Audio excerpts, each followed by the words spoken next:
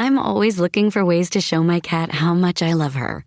And with Fancy Feast gems, I can pamper her whenever I want with a savory gravy on top of a gourmet mousse pâté. The pyramid shape makes serving simple, so all I have to do is peel and plate to make mealtime feel extra fancy.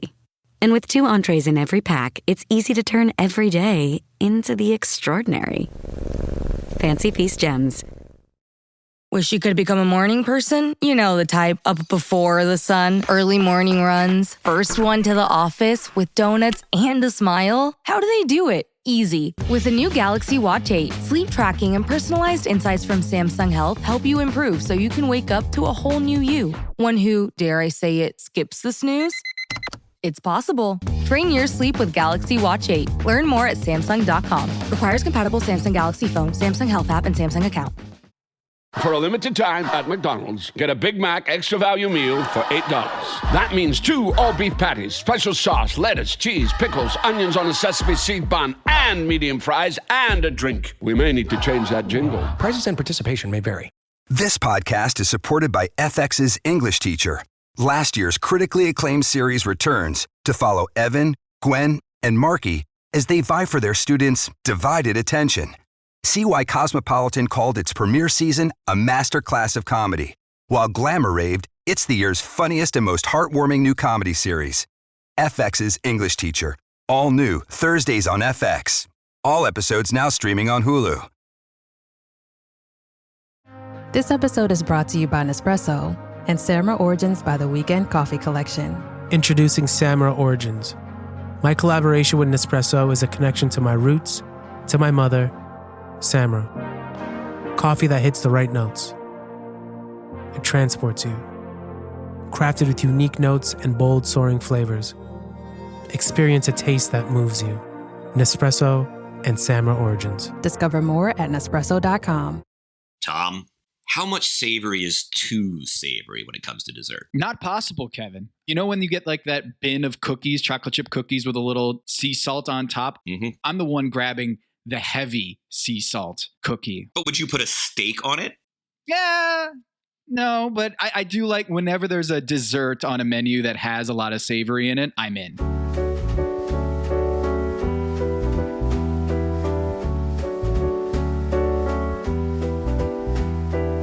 This is Pack Your Knives. I'm Kevin Arnovitz. And I'm Tom Haberstroh. Tom, episode 6, 10 competitors left.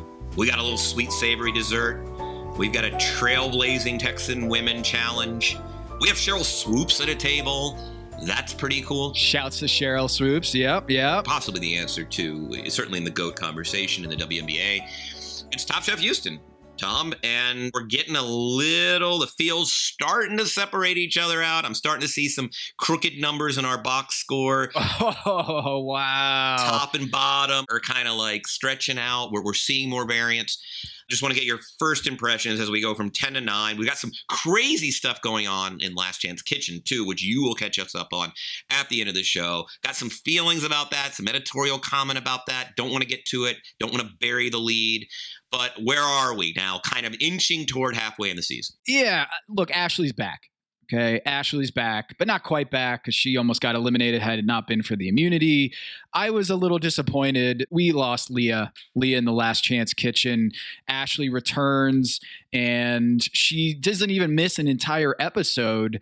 And so Last Chance Kitchen, it felt a little light for me. The stakes on this season of Top Chef has felt a little light. And I know we were trying to save this for later in the show, but I mean, we kind of have to hit the whole fact that Ashley returns to this episode in the quickfire, right, Kevin? Look, Ashley's not cooking very well, which is sort of my thing, right? Like the story becomes a little less compelling because it's not like Flam going into Last Chance early, or not early, like, mid and then coming back. Like Ashley's a little bit, I mean, she's up against the ropes. She has a nice, obviously we have the double immunity dessert, which by the way, I want to get to. I mean, that's a high stakes. I like kind of a high stakes quickfire, Tom. I'm kind of feeling structurally a little high stakes quickfire, but yeah. And I also do want to talk about in response to Ashley, like, when is too soon to come back into the competition? Like I'm a little bit, I'm a huge, I know there's some people who don't believe in a loser's bracket on Top Chef.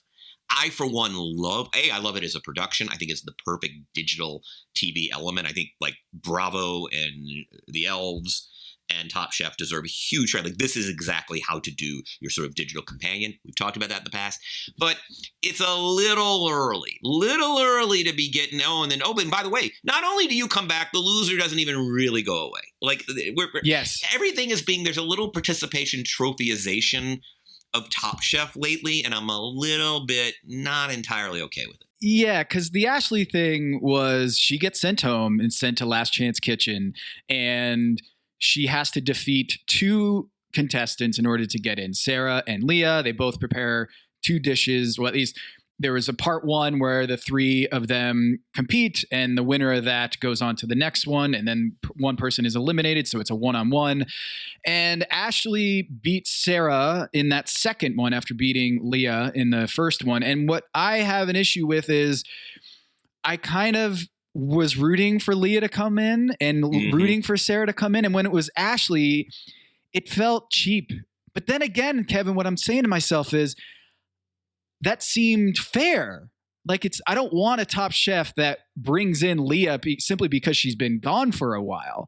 Like, to the rules, if Ashley wins, then Ashley wins. It just kind of stinks that, like, we didn't get any of that redemption story, really, because she got eliminated literally last episode, and then she's right back into the competition as if she never left. If I wanted Leah back in, it's because I think Leah's probably a better chef at this point than Ashley, notwithstanding her forgetting to gather salt. But we'll get to the Last Chance Kitchen later. Okay. I mean, this is a great sports bar conversation about sort of the integrity of Last Chance Kitchen, of being eliminated and coming back, and I think those are important questions that the show needs to answer, and we need to answer. Quick fire, yes, with our favorites, Nene and Kelsey are back. Yes, it's great to see them. Kelsey, the maker of Puppy Chow, delivered directly to our homes as hosts a couple seasons ago, which I ended up consuming in about 45 minutes.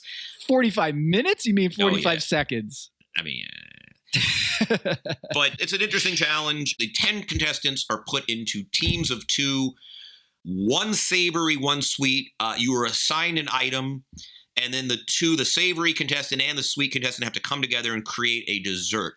There was a couple odd things, like I don't understand. Tom, can you explain to me why everyone needed to sprint to the gelato freezer to taste gelato? Not like you need to actually taste gelato to know the idea of salty-sweet combination.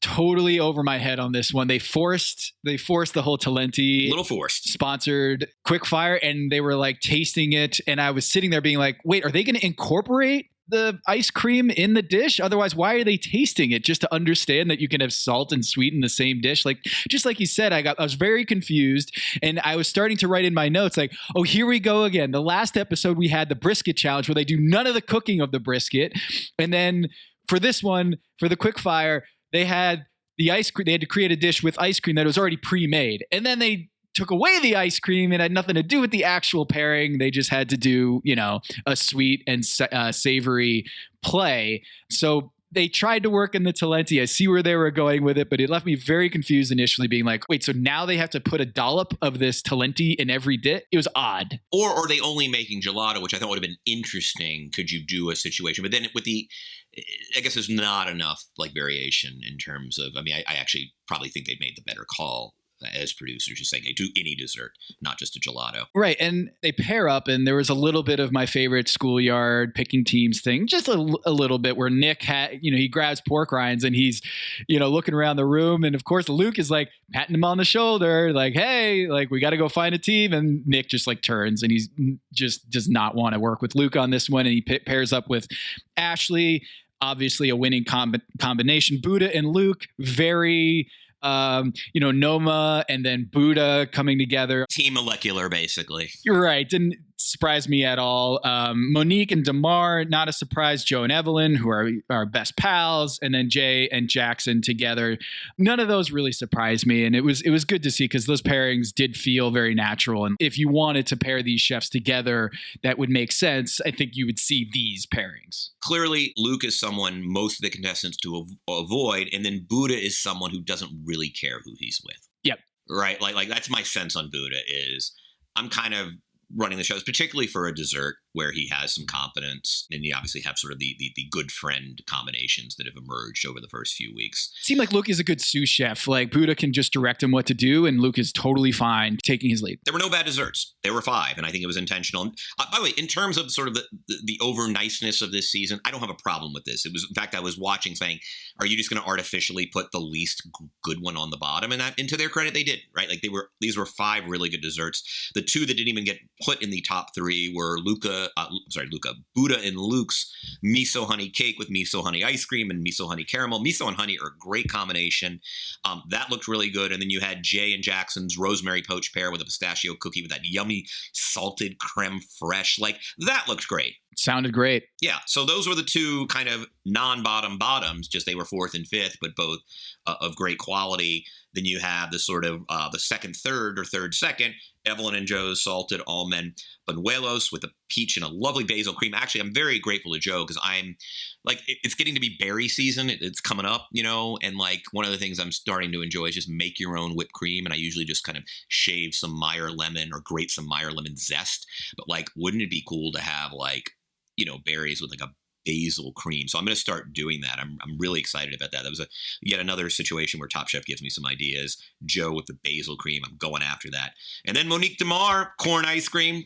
Kelsey loves herself some corn ice cream. Cornbread. That's right. Pumpkin seed and Parmesan crumble. Brilliant. And pumpkin curd. But Tom, the winner, Nick and Ashley. Yeah, this one, pork rinds and ginger snaps. And they do a cake. It seemed like every step of the way, they had great chemistry between each other. Ashley and Nick, they had a vision. They executed. And I think when you look at the comment from Padma afterwards and Nick, I was a little confused again because they won the competition. And Nick was like, I'm going to think twice about choosing my ingredients next time. And I'm like, no.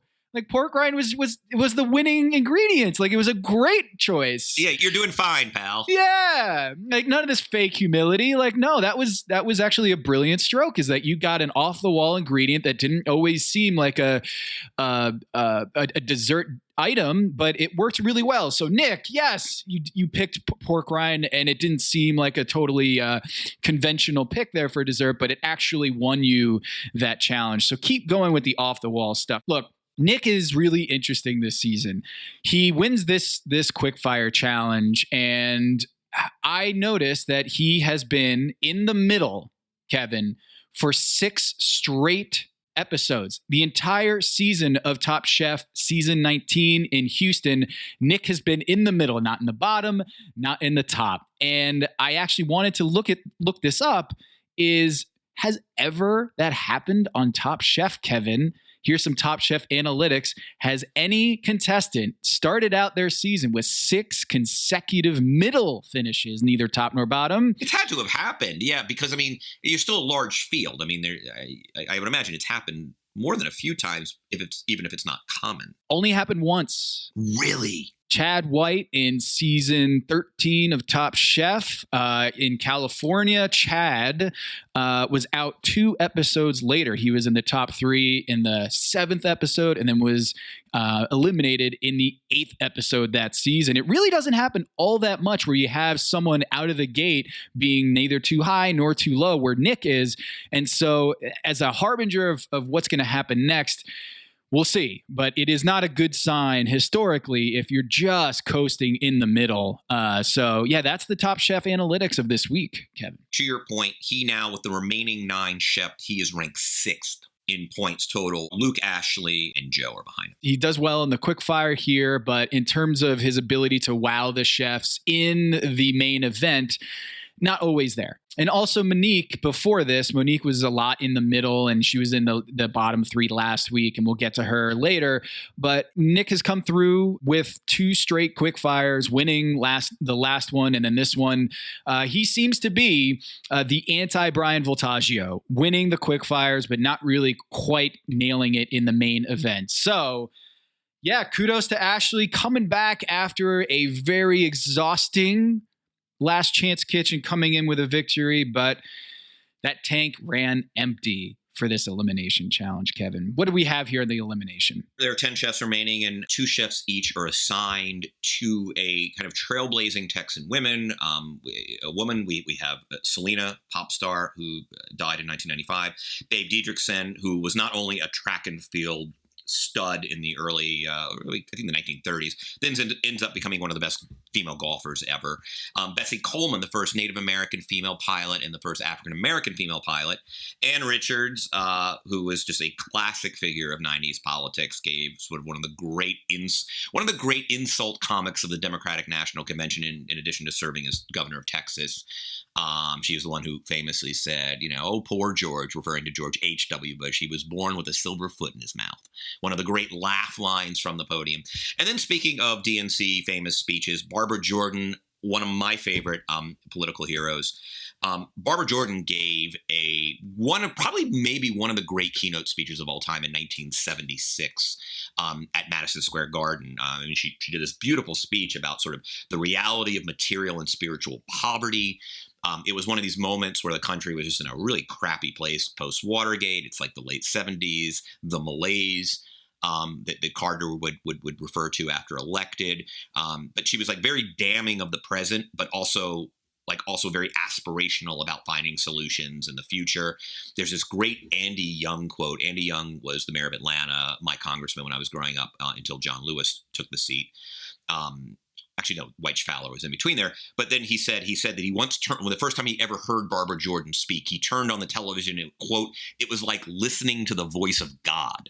If you've never heard Barbara Jordan deliver one of these speeches, it's amazing. And then for me personally, the thing about Jordan is she was not out because people just weren't out in the 1970s or 80s by and large, but she was a lesbian, lived with a partner her whole life, and it was kind of known but not known. It was something that obviously people just didn't want to talk about in the 70s and 80s.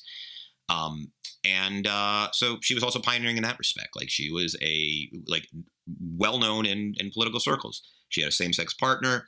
She was Barbara Jordan, first black woman to serve in the Texas Senate, first black woman from Texas to serve in Congress. And so she's kind of, I'm a big Barbara Jordan fan. Really interesting political, also kind of huge rule of law person. She was a brilliant attorney. Clinton had talked about maybe nominating her to the Supreme Court, but her health started failing. But was also an old school Democratic labor person who was, kind of an immigration restrictionist. So she's kind of just a really interesting political figure. I thought that this was a really strong elimination challenge theme. And it creates, Kevin, a lot of narrative in these dishes. And we like to talk about this, is the balancing of narrative and actual food. And some of the contestants here really paid tribute to their inspiration. I thought Buddha did an excellent job and also created really tasty, well-presented food.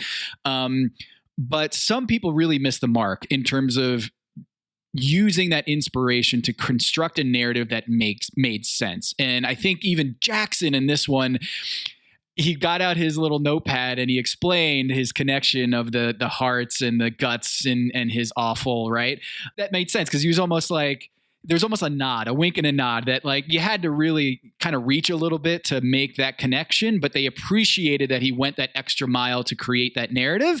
But for other people in this, I can understand how difficult that must be to take a political icon like Barbara Jordan and take that story and weave it into a dish. So what did you think about just the challenge itself, honoring these trailblazing women and constructing a dish to pay tribute to them? Did you enjoy that aspect of this episode, or did you feel like that was a little contrived? It's contrived, but that the contrived part of it is kind of part of the challenge, because to your point about Jackson, I mean, look, she was all heart and guts. I'll do heart and guts as a ragu, right? Like it's kind of ridiculous, but at the same time, he knows how to do this, right? Jackson, if you overthink the narrative, you're going to end up with a frigging bean salad, like Monique, right?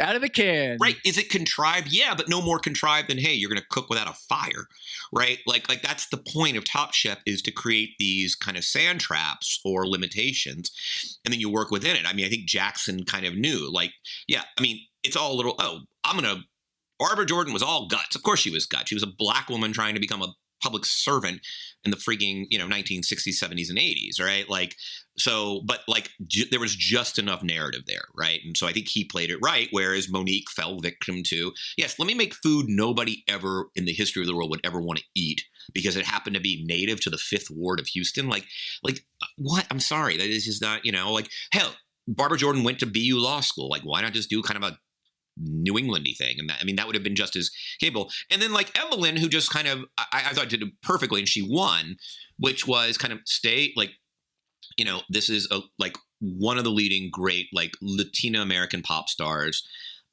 This is food she obviously knows well, Evelyn, though actually she kind of more specialized in Southeast Asian flavors. I'm just going to do something that is beautiful and in that realm, and I'm not going to overthink it. I thought, Buddha did well. I'm going to use technique, which is my strength, to make the tribute nuts. Right. The ingredients themselves weren't very much about Betsy Coleman.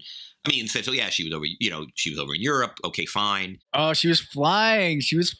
And you got the bird aspect, of course, exactly. The wings, and then the figure 8. Like I think he probably overdid the narrative a little bit. But I love how clever Buddha is and consistently showing that he has that element, that strength in Top Chef.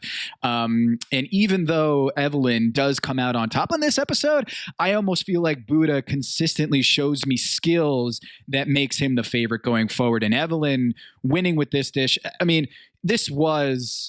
I can understand why she got so emotional, Kevin, because it did feel like this spoke to her at her core, her spirit, and feeling like Selena was guiding her in this episode. I mean, think about it. Of all of the contestants or the women that she could have been chosen for, she gets the Selena one where she knows her entire discography like front to back, and used one of her favorite songs, the title of it, to inspire her dish. And then Kevin, you nailed it. I am so glad you pointed this out. The Gregory Gourdet of Evelyn is that consistently brings these flavors and elements to her dish, and they win every single time when she does it. Gregory Gourdet is a really great archetype for this show because he certainly has technical skills. It's more 5-tool player. I don't think there's any one particular trick in the bag that is so distinct. It's just an absolute versatility, yet with a very central thing. I'm going to take heat. I'm going to take, sweet. I'm going to take, like, he just umami, and I'm going to assemble this dish, 4 or 5 component parts. They're going to be perfectly complementary. And she very much, I think, exists in that Gourdet space. And I mean, Evelyn is becoming one of the great stories of this season. She is humble. She is, I get the sense, competitive with herself. I mean, she puts pressure on herself to perform. I mean, it can be a source of inspiration. It can be a source of stress for her. Like, she really wants to do well.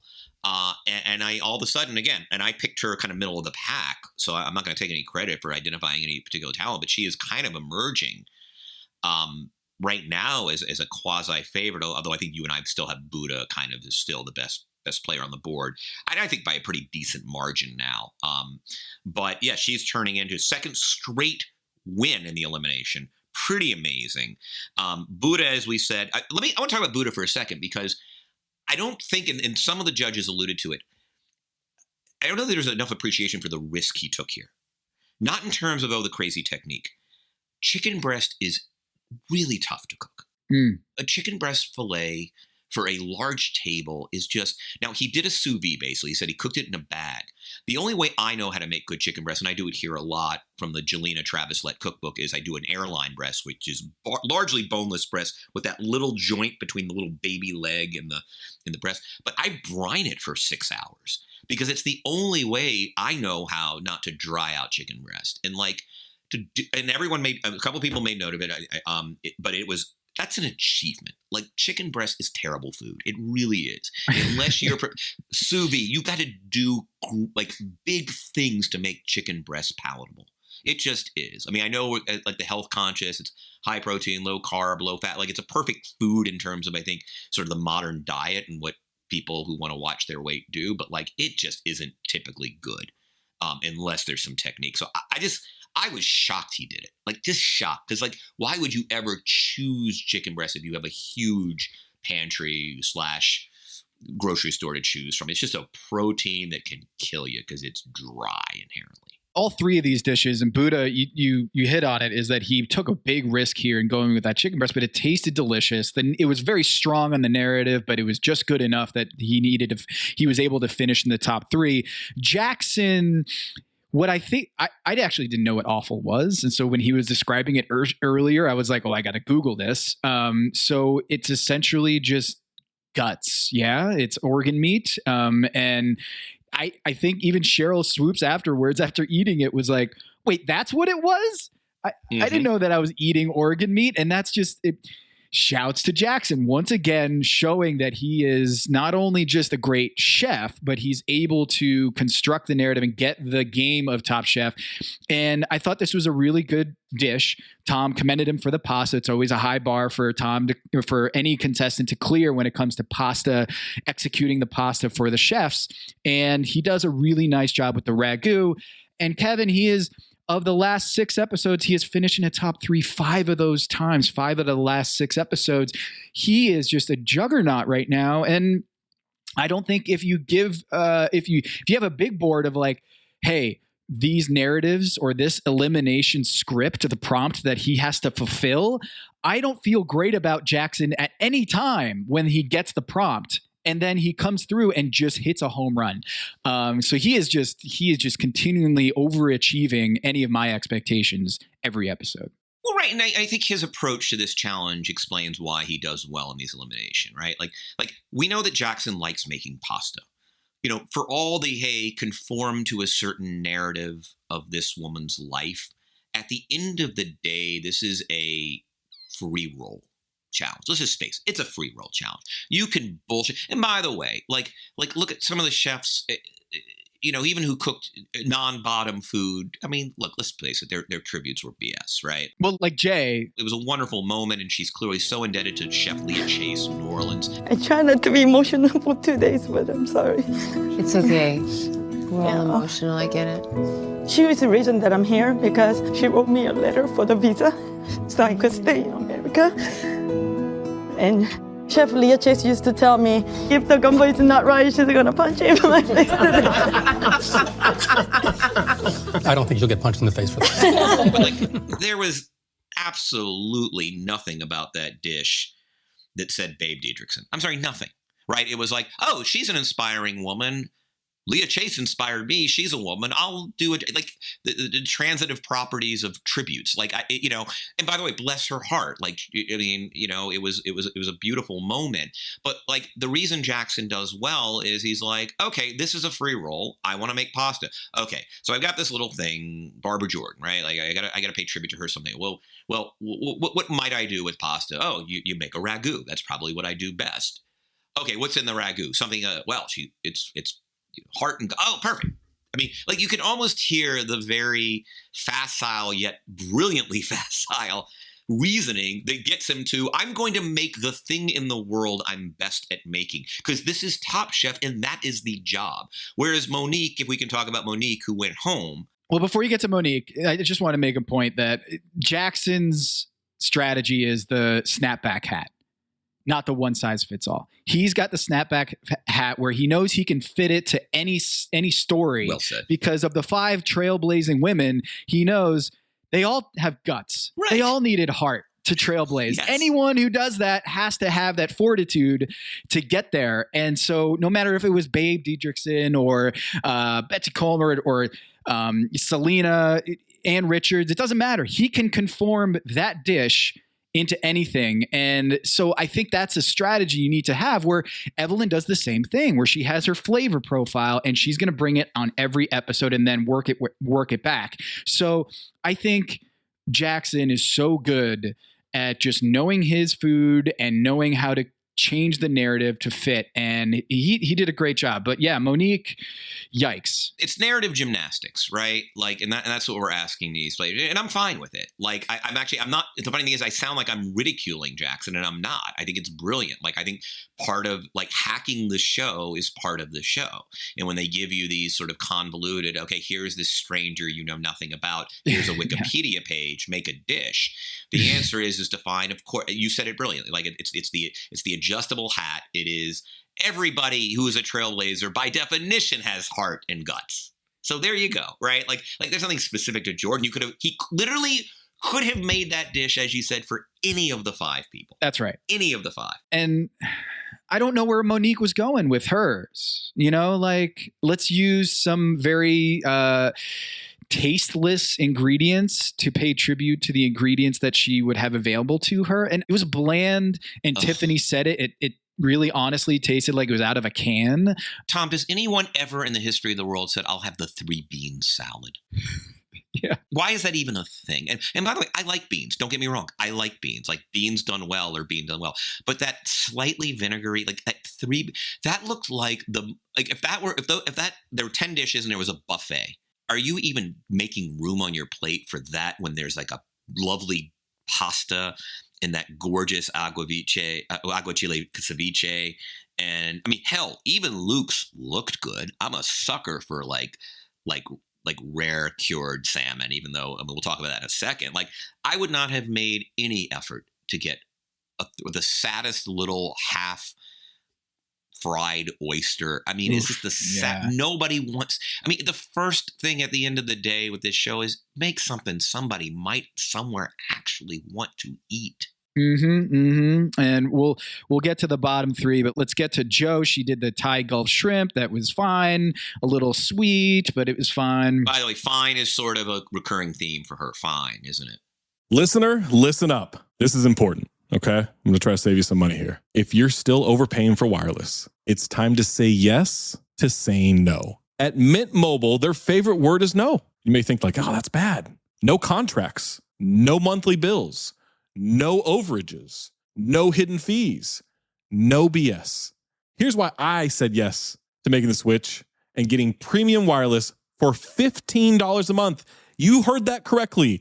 $15 per month. Ditch overpriced wireless and the jaw-dropping monthly bills. And of course, there are all these hidden fees and stuff, but at Mint Mobile, plans start at $15 per month. All the plans come with high-speed data, unlimited talk and text. You're not doing like weekend and nighttime minutes or anything like that. And it's delivered on the nation's largest 5G network. Use your own phone. Don't have to get a new phone. Use your own phone with any Mint Mobile plan and bring your phone number along with all of your existing contacts. I switched months ago. People have asked, did you actually switch? Yes, I actually switched months ago, and I don't know what to do with all this extra money. I've cheated the system here. I've rigged something. This is an Ocean's 11 situation where I'm stealing wireless from Mint. That's how good a deal it is. Ready to say yes to saying no? Make the switch at mintmobile.com/dings. That's DINGS. That's mintmobile.com/dings. Upfront payment of $45 required, equivalent to $15 per month. Limited time new customer offer for first 3 months only. Speeds may slow above 35 gigabytes on unlimited plan. Taxes and fees extra. See Mint Mobile for details. Hello, listener. It's producer Maze here to talk to you about Kindred. Now, close your eyes like Owen Wilson during a job interview and imagine a way to travel that feels personal, comfortable, and connected without the price tags and the sterile feelings of hotels or short-term rentals. Now open your eyes and stop using your imagination because Kindred has made it very real. That's exactly what they do. Kindred is a members-only home swapping network. It's not a hotel. It's not a short-term rental. It's a smarter way to travel where each stay feels like home. Here's how it works. With Kindred, your home is your ticket. You earn credits by hosting fellow Kindred members, and then you use those credits to stay in over 220,000 homes in more than 100 cities worldwide. There are no hotel costs or rental fees, just the credits that you've earned. Every stay comes with white glove service,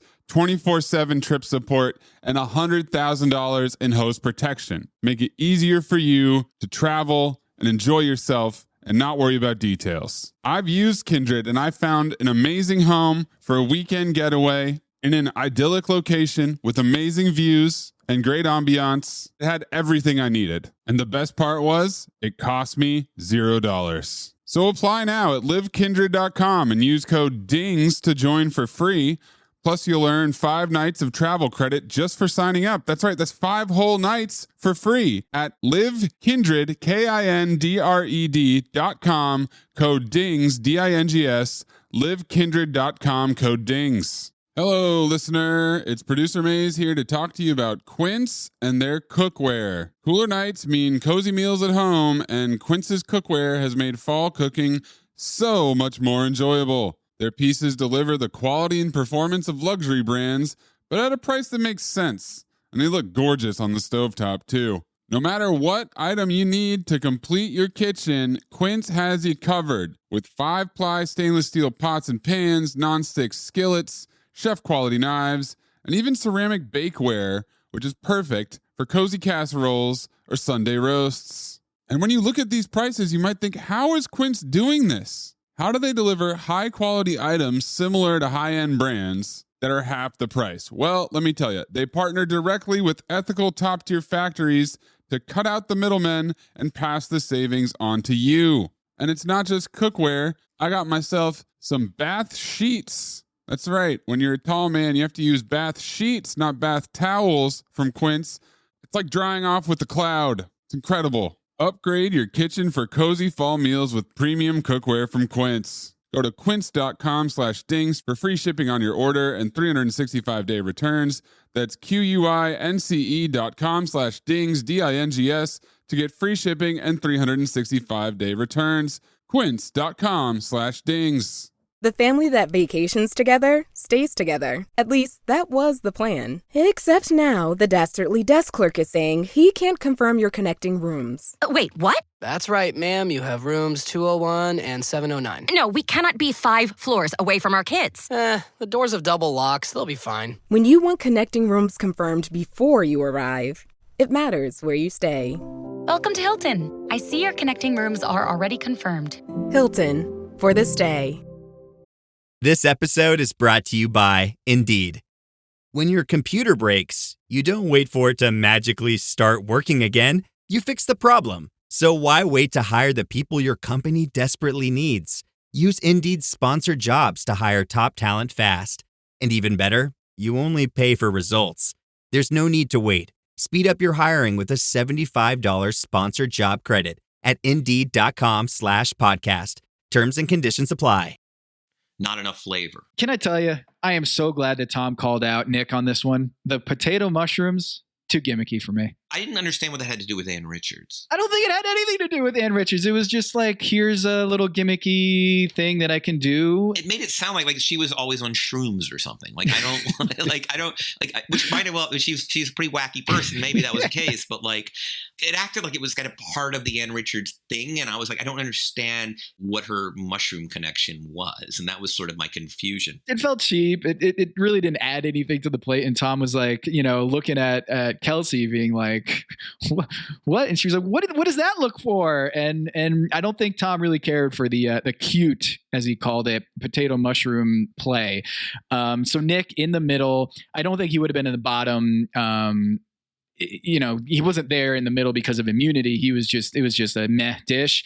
Who else was in the middle here? Jay with her seafood gumbo okra kimchi, which sounds great. And I think the only knock was, look, I think gumbo takes, Tom, I make mine for hours and then refrigerate it overnight just to let it sit. Like, it's hard in 2.5 hours to come up with a roux, to get all the flavors in there. It's a really hard dish to turn in 2.5 hours to get the depth of flavor. And by all accounts, everyone loved the okra kimchi. No one had any issues with the gumbo. It just didn't have that depth of flavor. Tough dish to do in that time. Yeah, Nene Wynn, who's also she's a New Orleans chef, who Jay, also a New Orleans chef. Nene made the point, is just like, it was a good dish, but what about Babe Didrikson? Like, what was that? And we had talked about it. It's like, she's inspiring. I'm inspired by this other woman. Let me pay tribute to the other one. The transitive property of tribute. A really cool story there with Leah, and no knock on that. And by the way, I'm hoping that comes up again. I would love to see, like, Jay's has got a great story as a chef, and she's doing these pop-ups in New York and this Cajun Korean fusion. Like, I'm actually really excited to do sort of like see Jay do the Leah Chase thing. This was an odd moment to choose it. But I'm actually very compelled by the story. I would not trade Jay from my team for anyone other than Jackson and Evelyn on your team. Interesting. I think Jay is a juggernaut in the making. I think she's going to really come strong in the next few episodes here. And, she's kind of been in the middle, but I really do think that she's going to blossom here. So I really like Jay going forward. I like her too. She is, I think, other than Buddha, I think she's obviously, clearly the best player on your board. You know what's funny about Buddha? Buddha's at 22 points, man. That puts him like a very distant third, almost tied with DeMar. By the way, Tom, you need to get the little one exclusion column going so we can see the true heft of these players. The overall points? Yeah, we got to get to that. I got to do that, yeah. I'm almost just curious because I do love looking at but like to your point about Jay is, she's, she's kind of what I thought Monique was, which is competent that she's not going to make a hell of a lot of mistakes. Like to the extent that she's not going to finish on top, it's like, hey, the gumbo didn't have the depth it needed, but everyone still is very impressed with the components and the preparation. DeMar also finishes in the middle with green Pisoli with a tortilla. Tom, another risk. Like I was afraid for DeMar have you ever done tortillas before? And I think we've seen chef testants in the past several seasons kind of screw up trying to make tortillas. Like it's not an easy make. And he was just like, he is a cool customer, man. Like never made tortillas, not going to worry about it. I feel like he's number one on my board. If I'm going to have a sous chef or a teammate, he is just, he is such a cool, like you said, very easygoing. Just he's always right down here. He's never too high, never too low. And people have gotten skewered on this show. Chef testants have gotten absolutely bludgeoned when they try to do something for the first time on Top Chef, especially this late in the game to do tortillas. And shouts to Magical Elves for showing us this little, this piece of him where he was like, it's too stringy. It's not coming together. Oh no. And then it comes together. Like great little arc there for DeMar. Very happy for him that he got to complete that dish for the first time making tortillas. He's just such a cool customer. It is fun to watch. Though I will say, Kevin, his narrative on this one that Pisoli is like family in a bowl, a little bit of a weak narrative there. I guess, but he did a traditionally Mexican dish. Selena, family is very important for family is very important with Selena, and then this is like family in a bowl. I guess, but it was a very inspired dish from the other side. Yes. Selena, self-identified Latina, it's the way to go, right? Like it is I will do a dish in that particular culinary tradition. Like I don't know what else he does here. Yeah. Family in a bowl. Okay. I'll buy it. She also had a very short life. That's the thing. She had a very short life. And that's the other issue. So yeah, that's a tough one. All right. So that's where we're at. It's Buddha, Jackson, and Evelyn with the W. It's Ashley who's got. By the way, let's talk about Ashley for a second. Tom, she just doesn't cook proteins well. It's a real problem. How many dried or sort of like, again, I don't recall a chef that I've come in, it's not like she's making bad decisions, right? It's just, what she did with the oversized daikon or whatever, but like, this is like she made candy pork that was dry. Yeah. And it was a non-braised braise. Salt and vinegar potatoes that were unbalanced, the cook isn't good, like in terms of the actual cook process.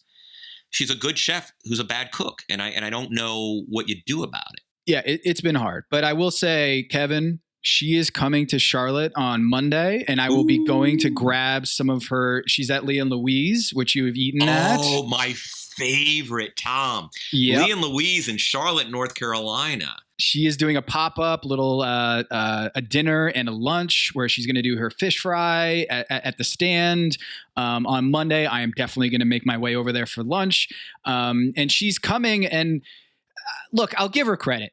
Kevin, in the history of Top Chef, if I had told you that a chef is going to present an okra-focused dish to Tom Colicchio in a do-or-die situation, I would have said, see ya, goodbye, bad decision, not going to work. And she does it. She pulls off in Last Chance Kitchen. She has some guts. She was able to do that okra dish. But like you said, there's no protein in there, Kevin.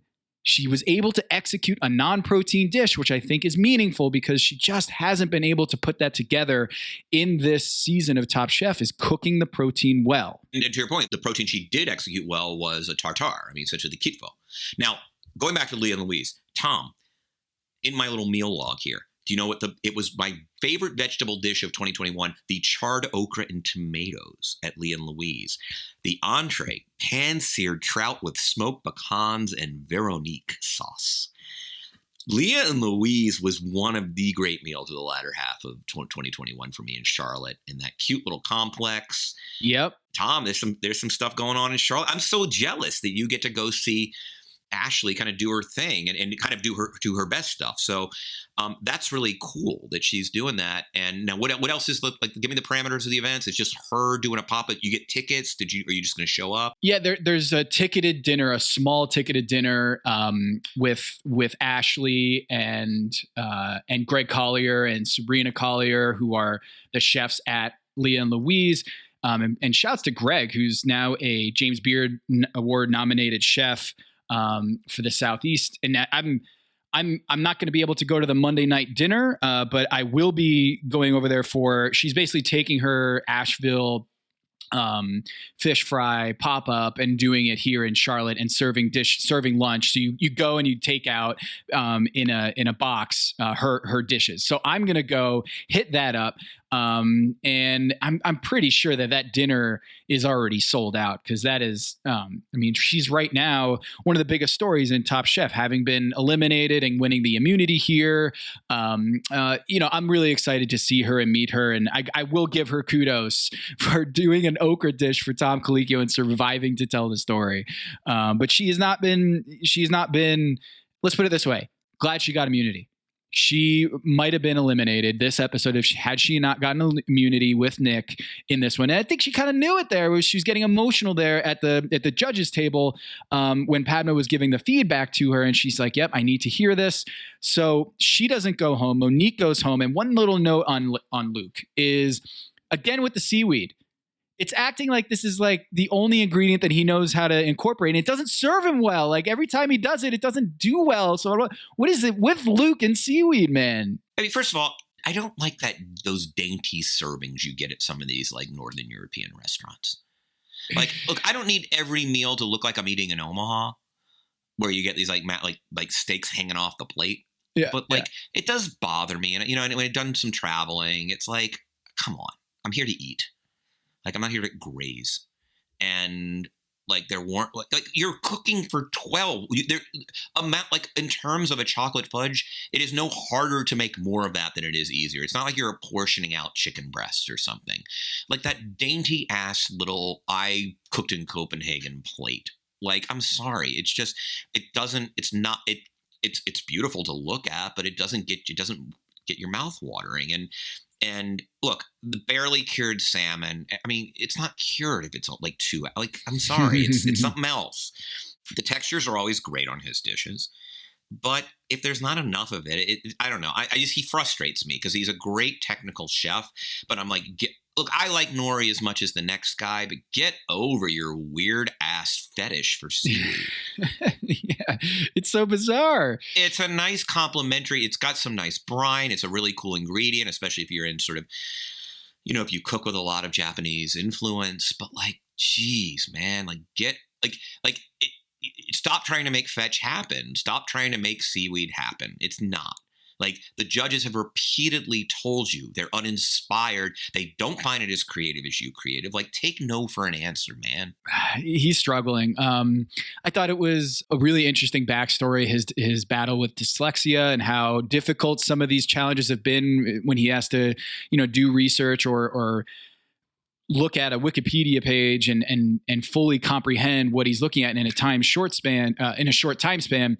But when you're Luke in this competition, it's a fundamental mistake to say, I'm going to cure salmon in 2 hours and expect the judges not to notice that doesn't cut it. It's hard to do things that take 15 hours, 24 hours to do it in 30 minutes. I mean, that's just the baseline Top Chef 101 is understanding those restrictions. One of the great virtues of this show is like, you cannot fool these people, right? Like Tom, Padma, and Gail cannot be fooled. To say nothing of the other chefs who are up there as judges and guest judges. Like, it is one of the great things. Like, you cannot flop in this competition, right? And get the call. You just can't. Like, it's one of the great features of this show. So anyway, I don't want to bag too much on Luke. Again, I like conceptually, it's fun to watch him work. He's a really interesting technical chef. It's just some of the choices are just strange and too clever by half. And that's where we are. The only thing is, look, the judges in this episode, we had, Selena's sister and drummer. We had Cheryl Swoops. We had Lauren Anderson, Lori Choi, Ann Richards' daughter, Cecile, and then you had Christine Ha. We've been looking for some critiques because this season, Kevin, has felt a little too safe, a little too nice. And thank goodness for Cheryl coming in and saying, we have to be honest, and you have to be able to say your baby is ugly. I loved that because it was like, again, and to your point, it was so refreshing to see someone just, again, I don't need Waldorf and Statler every episode, but I just miss some of the zingers. I miss some of the insult comedy. This is a competition show. And again, and I understand the tenor of this episode was intended for a certain purpose, but I just would like to encourage the producers, like it's a competition show, and it is starting to feel a little soft. The trophy participationization of the show is I think a little bit has gone a little farther than it needs to. I understand you don't want to, and we have this great conversation with Gail during the off season, like you don't want to kind of manufacture conflict.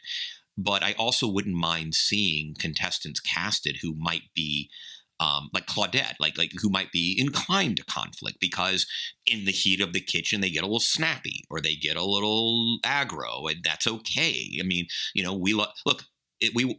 Tom, you and I cover the NBA, right? And it gets fierce out there. There's trash talking. And by the way, at the end of the games, they exchange jerseys and yeah, they'll dap each other up, and it was a great thing. Like Draymond is wonderfully fraternal with the community of NBA players. Draymond Green, and he's also just a total dick within the context of the game. You don't need all of that, but I just and the other thing is, I will say that it would be one thing if the caliber of chef, of the median chef, the fifth or sixth best chef on the show, were much better than it was in previous seasons, 6, 7, 8, 9. If you go back, I don't know that the caliber of cooking is wowing us. In other words, if you sacrificed a little conflict for the sake of just, look, man, we're just getting a bunch of people out there who every dish, like, hey, there are no bad dishes on that was some of the things with some of the all-star seasons, Tom, is even with 8 or 9 chefs left on the board, there often wasn't a real clunker. Like you'd be on the bottom with something that was pretty damn good. And we're not seeing that, right? Like if the caliber of chefs were so off the chart good that it warranted kind of champing down the conflict, it would be one thing. But I just feel like, look, as I always say, Tom, even bad Top Chef is really good. But I just feel like this season, it's missing either some tension, transcendent cooking. Again, we're not seeing outrageously great stuff across the board. We get 1 or 2 wows an episode. And I'm getting a lot of just that nice music. I want a little of the, that little scream they have going into commercial when something's going wrong. I just feel like there's less tension each episode than I would like. It crystallized for me, Kevin, in the Last Chance Kitchen with Ashley and Sarah. They are cooking for their life, so to speak, in this competition. The winner of the Ashley versus Sarah Last Chance Kitchen episode goes on and returns to the show. The stakes couldn't be higher. You're either eliminated from the show and you're not coming back, or you're basically, returning to the show, right? Big stakes. And there's a train going by behind me. Yeah, but I like that when there's trains going on behind you. Yeah, a little texture to the show. Yeah, a little texture. They swapped stations, and Sarah had to cook with Ashley's ingredients only on her station. And then Ashley had to cook with only Sarah's ingredients. And what happened was Sarah had to cook with okra, which is Tom's biggest pet peeve, the thing he cannot eat. His Achilles heel when it comes to food is he hates okra. He hates the sliminess of okra. And Ashley did the impossible. She was able to give Tom Colicchio an okra dish that he really enjoyed. Part of that is because she just made the seeds and she didn't cook. She didn't have the actual okra in there and the sliminess. She was able to avoid that. But here's what happened. Sarah had never cooked okra before or didn't know how to prepare it. And she turns to Ashley and says, I don't really know what I'm doing. Can you help me? how do I cook okra? Tell me what Ashley said, and I'll tell you what the correct answer is. She gave her the pointers. She held her hand essentially and told her, here's how you cook okra. Here are the do's and don'ts. If you want to avoid slime, do this, do that, don't do that. And there goes Sarah. She goes off and she creates a good okra dish for Tom Colicchio. I'm sorry, Kevin. What should have her response been? The response that Ashley should give her direct competition, literally the person standing between her and total elimination or whatever, or going back in the competition, actually it wasn't total elimination, we'll talk about that too, is, oh, you don't know how to cook okra? Let me tell you how to cook okra. You first cut off the tip and then you stick it up your ass. That's how you cook okra. Like, this is a competition show. That's the correct answer. I'm not giving you the you're not going to look at my paper during the exam. You're my competition. Oh, I'm sorry, you don't know how to cook okra. Yeah, well, I'll be seeing you at the reunion show, babe. Like, that's the correct answer in a competition show. What happens is drama comes out of competition and stakes, right? And when you attenuate those stakes by saying, hey, we're all in this together, you kind of ruin a little bit of the drama. Yeah. I'm DeAndre Jordan. How do you hit a free throw? Because we're down 1. Oh, okay. Come over competition. Oh, yeah. Let me show you how to hit a free throw. How do I defend this pick and roll with Kevin Durant and Stephen Curry? Oh, here's how you do it. Because, what we're trying to make you do is do this, but actually you should do this. You want to talk lop them, like push him off the line, get him off the 3. Like in what world? I mean, bless Ashley's heart. She's clearly a better-hearted person than I am. This is a competition show. I'm not giving you shit about how to cook a stem of okra. By the way, I think that what I do to prevent the sliminess is, and someone taught me this once, is I roast the okra in the oven a little first before then I kind of sear it in the pan. And that's how I get the slime out of it. That's just a pointer someone gave me, because I do love okra. I share Ashley's absolute love for okra. I love it pickled. I love it stewed with tomatoes. I love it fried. I love it I love what she did with the seeds in that opening Top Chef Last Chance Kitchen Challenge.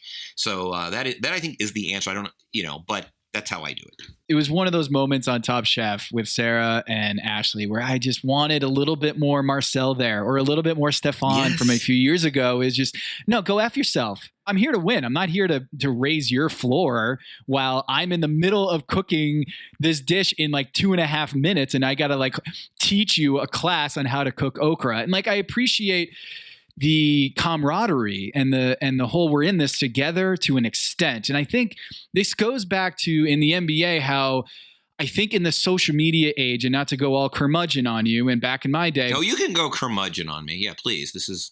Do not apologize. I think there is an element of, there is everyone likes each other's photos, and there is such a big effort in chefs in Instagram that they're all supporting each other. And it happens with Top Chef too, is there's a real community, right? And it really is after you do Top Chef, you go on these tours and you do all these events with fellow contestants and chef testants.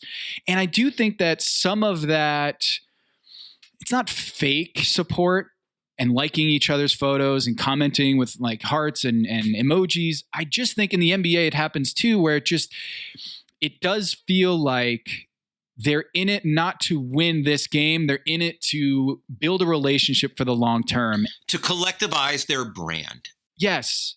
Collectively. And that's it, so that we can have these 4-person dinners.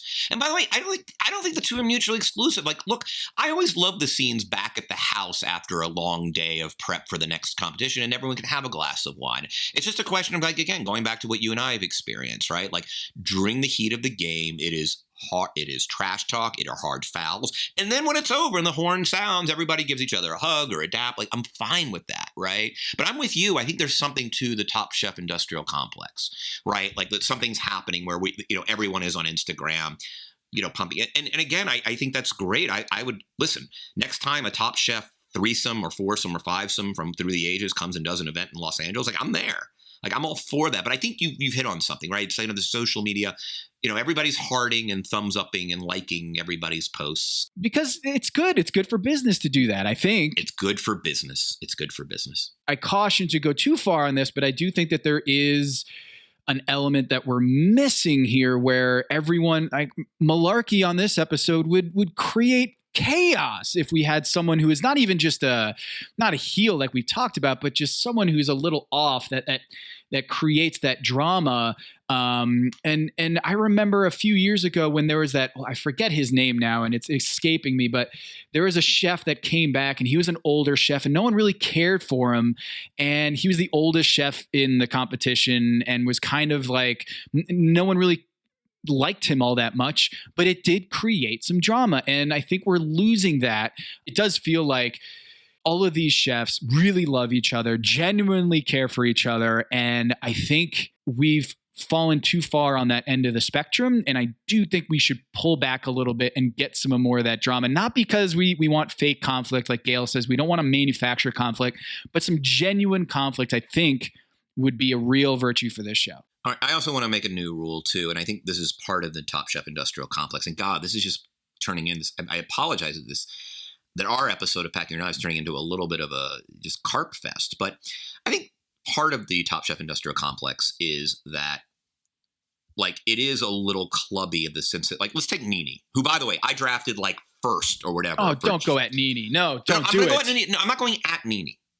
Nene was eliminated in Restaurant Wars, and so she was middle of the pack, and then she gets named an All-Star, right? And even in All-Star season, she crapped out pretty early, right?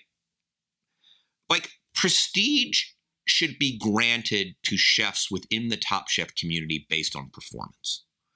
So one of the reasons the stakes might not be as high is you can finish 8th or 9th and still be part of the club. You can still do events and that's fine. I just feel like, do you know what I'm saying? Is I think like Nene's essentially been inducted into the Hall of Fame based on an 8th place finish.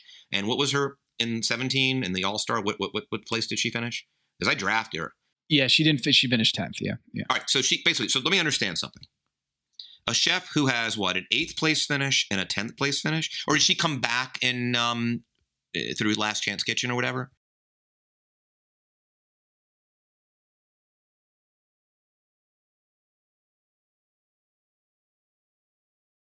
No, she was actually in her season. Nene was an early flameout. She was 12th, but she won twice, Kevin. So it was a weird thing where Nene was coming out as the odds-on favorite after 3 episodes because she won the previous 2 episodes, and then she was out in the 4th episode. And so, yes, she was eliminated early, but to play devil's advocate here is that kind of felt like a little bit of a maybe a Greg Oden or Grant Hill situation where she was such a big talent in producing. It's just she got eliminated early. She had her chance to vindicate herself on the and she was in front of the house. She was in front of the house elimination. Right, and then she comes back for All-Star, and she was out in episode 6. Yeah. My point is that you can basically be a middle of the pack eliminatee, and yet find yourself judging contestants 2 seasons because she's awesome. No, I agree. She's awesome. My point is my point is this is sort of our conversation we're having here. Is I'm sorry. Is awesomeness is prestige going to be granted on how likable you are, or how charming you are, or is it how you perform in the actual game? And I think that's sort of part of the if the stakes don't seem as high anymore, and that's why it's not as competitive. It's because I'll finish 8th and still turn this into membership or sort of knighthood in the Top Chef world. And like that's sort of what I'm saying is I do feel like, to your point, I love that Top Chef has become kind of a larger community, and but it's also, it has sort of diminished, I think, the prestige of actually kicking ass. And maybe that's like a hyper competitive point of view. I'm missing something from current Top Chef. And what I'm missing is just the notion that if you finish 6th or 7th, you go back to your little home and you'll have a perfectly decent career as a chef on your local scene. But that if you truly want to leverage this opportunity into something bigger, you better be on that plane to that destination in the Final 4. That we're not going to just lend prestige to a chef who, whoops, I'm out in the 8th place, or I get eliminated in week 5. I hear what you're saying.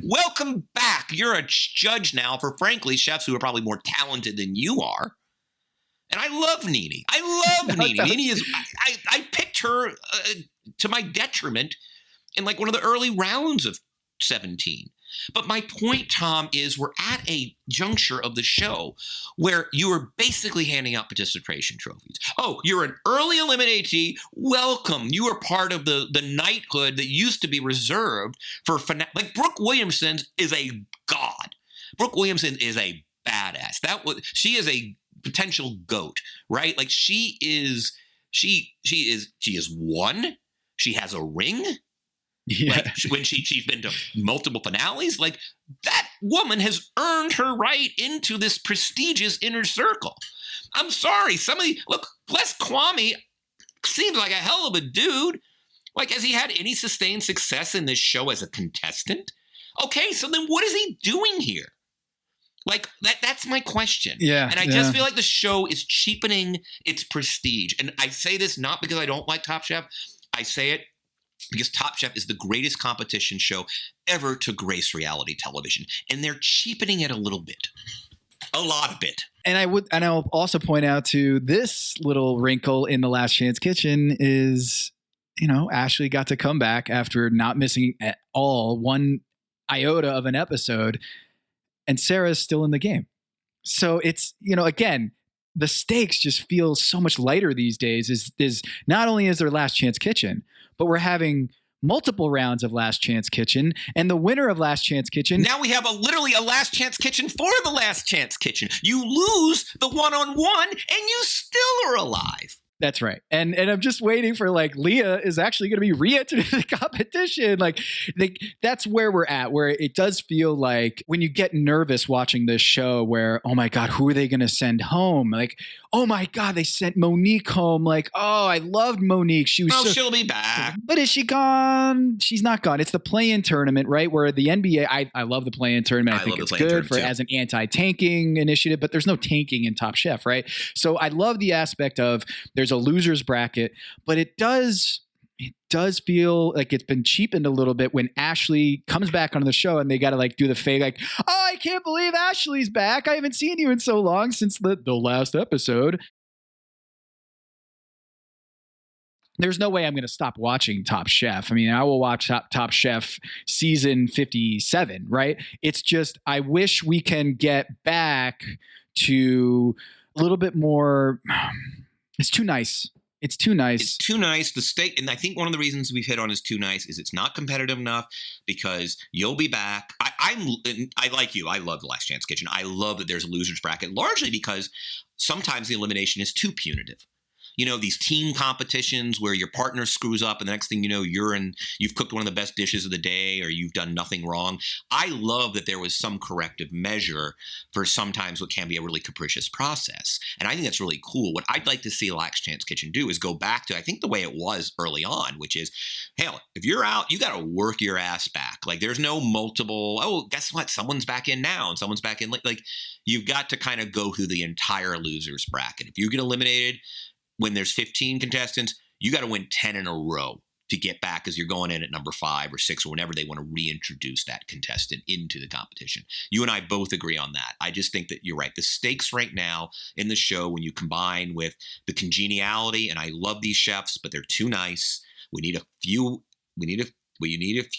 just kind of cantankerous curmudgeons. We need a few. It's not Top Scallop, it's Top Chef. We needed some Claudette. I want some bus throwing. I want some, because you know why? And the reason people throw people under the bus is the stakes are high because we're going down because of you. But the problem is when you go down and know you can come back, this is my critique. I love Top Chef. I beg everybody's pardon for letting me rant tonight. I just feel like the show with each passing season's gotten a little softer, and I just miss the good old days where when you went home, you were going back to obscurity.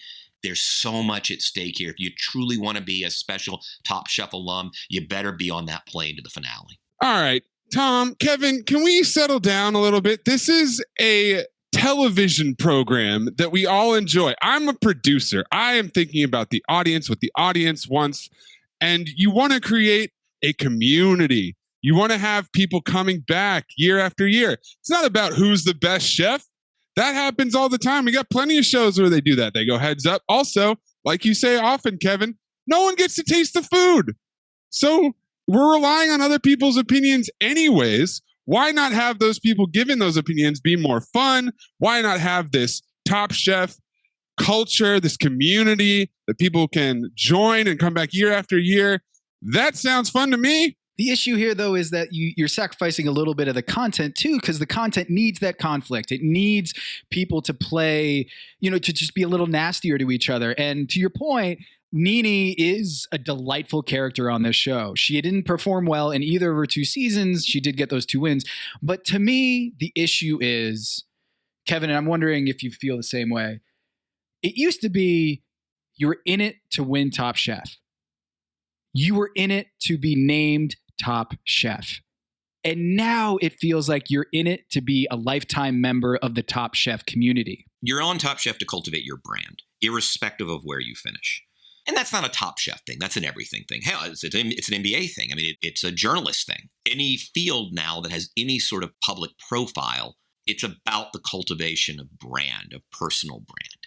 And I think that's what's going on. In this sense, Top Chef's like the rest of the world.